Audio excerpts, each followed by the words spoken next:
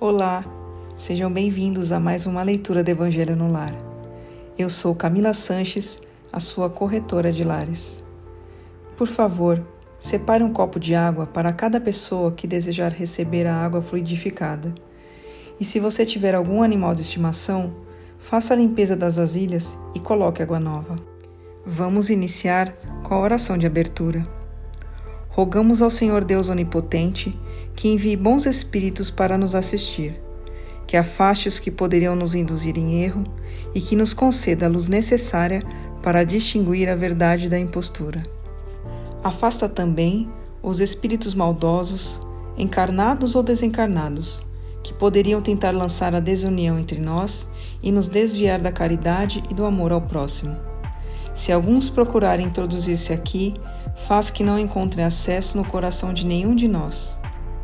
Bons espíritos que se dignam a vir nos instruir, nos tornem dóceis a seus conselhos. Nos livrem de todo pensamento de egoísmo, orgulho, inveja e ciúme. Nos inspirem compaixão e benevolência para com os nossos semelhantes, presentes ou ausentes, amigos ou inimigos. Façam que, finalmente, pelos sentimentos de que fomos animados, reconheçamos sua benéfica influência.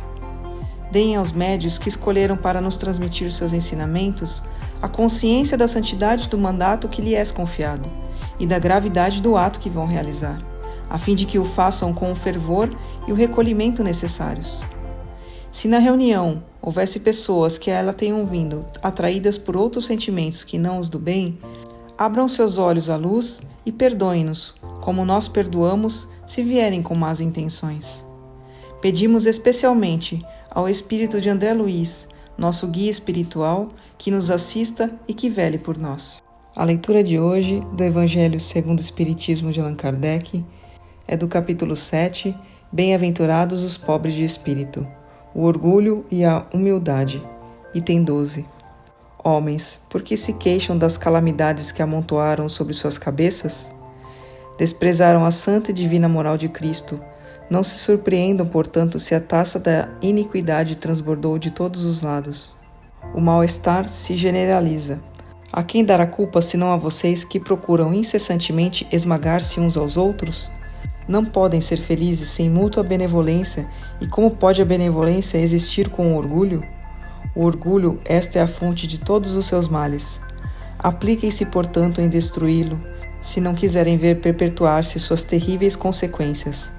Um único meio se oferece para isso, mas infalível. Tomem por regra invariável de sua conduta a lei de Cristo, lei que vocês rechaçaram ou falsificaram em sua interpretação. Por que têm tão grande estima que brilha e encanta os olhos, em vez daquilo que toca o coração? Porque o vício na grandeza é objeto de suas bajulações, ao passo que só tem um olhar de desdém para o verdadeiro mérito na obscuridade? Que um rico libertino, perdido de corpo e alma, se apresente em qualquer lugar e todas as portas se abrem para ele, todas as atenções são para ele, enquanto mal se dignam todos a saudar com certa deferência o homem de bem, que vive de seu trabalho. Quando a consideração dispensada aos outros é medida pelo peso do ouro que possuem ou pelo nome que levam, que interesse podem ter em se corrigir de seus defeitos? Ocorreria de modo totalmente diverso se o vício dourado fosse espancado pela opinião geral, como é vício em trapos. Mas o orgulho é tolerante para com tudo que o exalta. Século de cobiça e de dinheiro, podem dizer. Sem dúvida, mas por que deixaram que as necessidades materiais extrapolassem o bom senso e a razão? Por que cada um quer elevar-se acima de seu irmão? Hoje a sociedade sofre as consequências disso.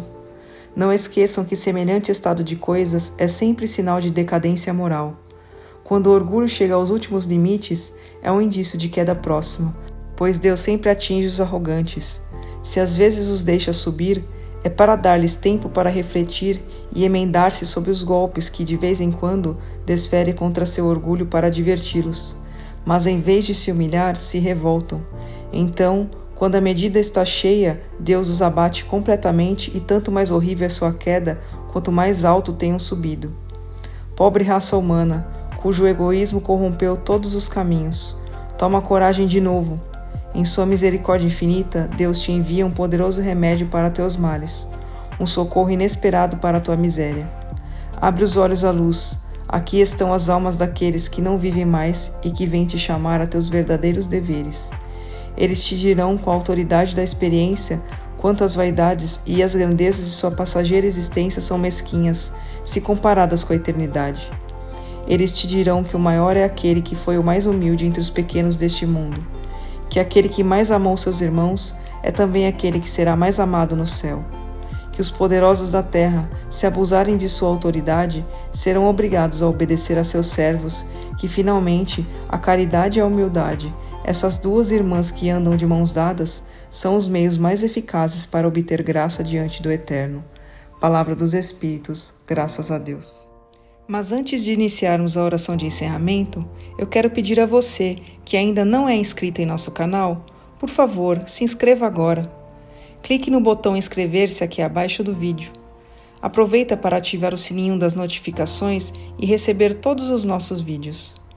Se você está com problemas, precisando de ajuda ou conhece alguém que está enfrentando muitas dificuldades em casa, como animaizinhos perdidos ou doentes, brigas constantes com os filhos, discussões no relacionamento, por favor, compartilhe essa mensagem.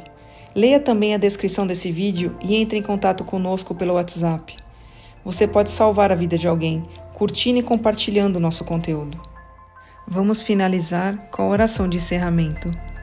Agradecemos aos bons espíritos que se dignaram vir comunicar-se conosco e lhes rogamos que nos ajudem a pôr em prática as instruções que nos deram e façam com que, ao sair daqui, cada um de nós se sinta fortalecido na prática do bem e do amor ao próximo. Desejamos também que essas instruções sejam proveitosas para os espíritos sofredores, ignorantes ou viciosos, que puderam participar dessa reunião e para os quais imploramos a misericórdia de Deus. Amém.